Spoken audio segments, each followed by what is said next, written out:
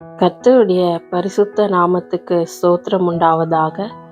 இன்னைக்கும் கூட நம்ம ஆதியாகமம் 31ஆம் அதிகாரத்துக்குள்ள போறோம்.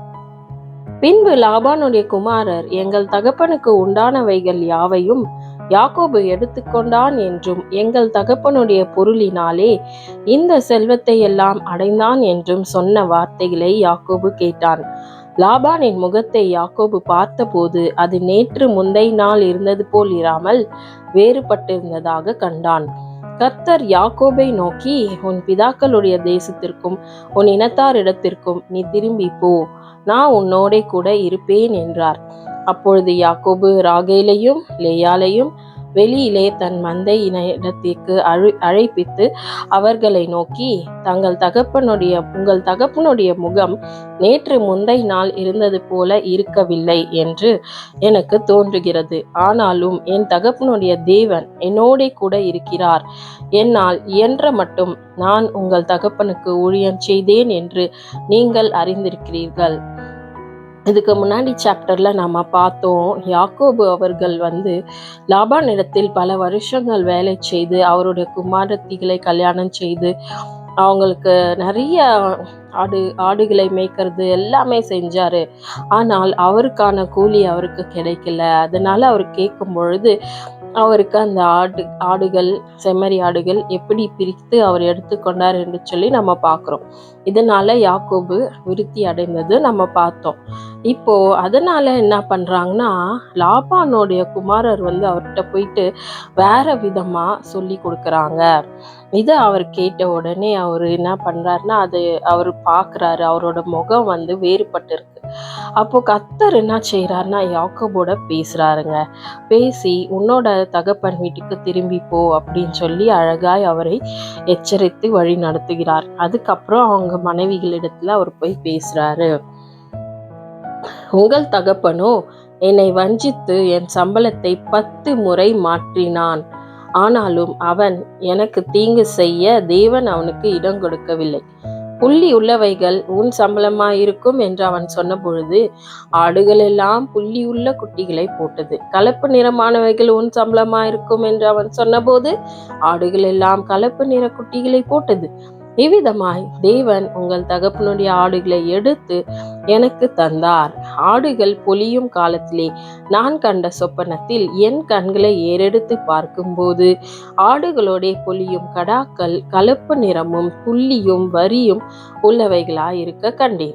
அன்றியும் தேவ தூதர் ஒருவர் சொப்பனத்தில், யாக்கோபே என்றார். இதோ இருக்கிறேன் என்றேன். அப்பொழுது அவர், உன் கண்களை ஏறெடுத்து பார், ஆடுகளோட பொலியும் கடாக்கள் எல்லாம் கலப்பு நிறமும் புள்ளியும் வரியுமா இருக்கிறது. லாபான் உனக்கு செய்கிற யாவையும் கண்டேன். நீ தூணுக்கு அபிஷேகம் செய்து எனக்கு ஒரு பொருத்தனை பண்ணின பெத்தேலிலே உனக்கு தரிசனமான தேவன் நானே. இப்பொழுது நீ எழுந்து இந்த தேசத்தை விட்டு புறப்பட்டு உன் இனத்தாரிடத்தில் இருக்கிற தேசத்திற்கு திரும்பி போ என்று சொன்னார் என்றான். அதற்கு ராகேலும் லேயாலும், எங்கள் தகப்பன் வீட்டிலே இனி எங்களுக்கு பங்கும் சுதந்திரமும் உண்டோ? அவரால் நாங்கள் அந்நியராய் எண்ணப்படவில்லையா? அவர் எங்களை விற்று எங்கள் பணத்தையும் வாயிலே போட்டுக்கொண்டார். ஆகையால் தேவன் எங்கள் தகப்பனிடத்திலிருந்து எடுத்த ஐஸ்வர்யம் எல்லாம் நமக்கும் நம்முடைய பிள்ளைகளுக்கும் உரியது. இப்படி இருக்க தேவன் உமக்கு சொன்னபடி எல்லாம் செய்யும் என்றார்கள். இப்பொழுது அவங்க மகள்கள் 2 பேரும் அதை புரிஞ்சிட்டு அவரிடத்துல, நீங்க கர்த்தர் சொன்னபடி செய்யுங்க அப்படின்னு சொல்றாங்க. அப்பொழுது யாக்கோபு எழுந்து தன் பிள்ளைகளையும் தன் மனைவிகளையும் ஒட்டகங்கள் மேல் ஏற்றி தான் பதான் அராமிலே சம்பாதித்த மிருக ஜீவன்கள் ஆகிய மந்தைகள் அனைத்தையும் தன் பொருள்கள் எல்லாவற்றையும் எடுத்துக்கொண்டு கானான் தேசத்தில் இருக்கிற தன் தகப்பனாகிய ஈசாக்கின் இடத்திற்கு போக புறப்பட்டான். இப்போ அவங்க மகள்கள் சொல்றது கரெக்டு தானே. அவர் என்ன சொன்னார்னா, இந்த 7 வருஷம் உங்ககிட்ட வேலை செய்யறதுக்கு எனக்கு ராகேல் வேணும் அப்படின்னு சொன்னாரு. ஆனா அவரு லேயால கல்யாணம் பண்ணி கொடுத்துட்றாரு. பிறகும் கூட இன்னும் 7 வருஷம் அவளுக்காக நான் வேலை செய்யறேன்னு சொல்லிட்டு 7 வருஷம் வேலை செய்யுது. ஸோ அது அந்த மகள்களை விட்டுறதுக்கு சமானமா இருக்கு இல்லைங்களா? அதுதான் அவங்க சொல்றாங்க. விற்று போட்டதும் இல்லாம எல்லா சம்பளமும் ஒழுங்கா கொடுக்காம அதையும் அவர் எடுத்துட்டாரு. அதனால இனிமே இதெல்லாம் நமக்கு தான் சொந்தம்னு சொல்லிட்டு அங்கிருந்து புறப்பட்டு போறாங்க. லாபான் தன் ஆடுகளை மயிர் கத்தரிக்க போயிருந்தான். அந்த சமயத்திலே ராகேல் தன் தகப்பனுடைய சுரூபங்களை திருடி கொண்டாள்.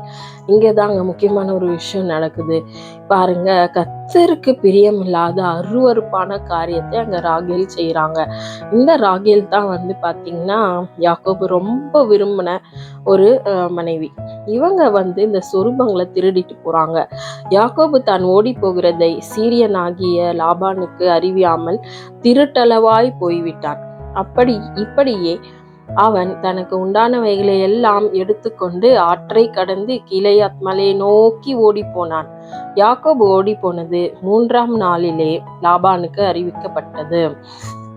அப்பொழுது அவன் தன் சகோதரரை கூட்டிக் கொண்டு 7 நாள் பிரயாண பரியந்தம் அவனை தொடர்ந்து போய் கீலேயாத் மலையிலே அவனை கண்டுபிடித்தான்.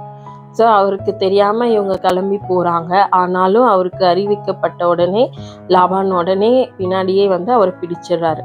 அன்று ராத்திரி தேவன் சீரியா தேசத்தான் ஆகிய லாபானுக்கு சொப்பனத்திலே தோன்றி, நீ யாக்கோபோட நன்மையே அன்றி தீமை ஒன்றும் பேசாதபடிக்கு எச்சரிக்கையாயிரு என்றார்.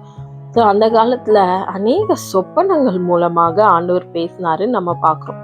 யாக்கோபுக்கும் பேசியிருக்காரு. இப்ப பார்த்தா லாபான் யாக்கோபை எதுவும் செய்யக்கூடாதுன்னு அவருடைய கனவுல ராத்திரி தேவன் அவரோடு கூட பேசுறாருங்க.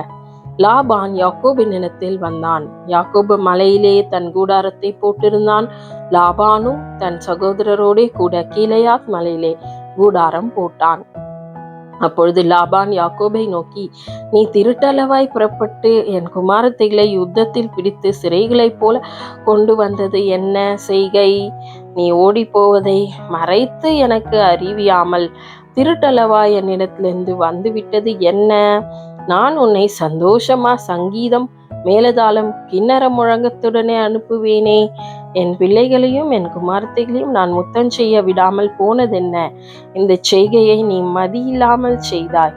உங்களுக்கு பொல்லாப்பு செய்ய எனக்கு வல்லமை உண்டு. ஆகிலும் உங்கள் தகப்பனுடைய தேவன் நீ யாக்கோபோட நன்மையே அன்றி தீமை ஒன்றும் பேசாதபடிக்கு எச்சரிக்கையாயிரு என்று நேற்று ராத்திரி என்னோட சொன்னார் அப்படின்னு சொல்லிட்டு லாபான் போயிட்டு யாக்கோபோட பேசுறாரு. பாருங்க, யாக்கோபு தேவன் ஆசீர்வதிக்கப்பட்ட ஒரு சந்ததியா இருக்காரு. அவருக்காக தேவன் அழகாய் மற்றவர்களோட பேசி அவரை பாதுகாக்கிறத நம்ம பார்க்கிறோம். தொடர்ந்து மீதியான வசனங்களை நாம் அடுத்த வீடியோல பார்க்கலாம். தேவனுக்கே மகிமை.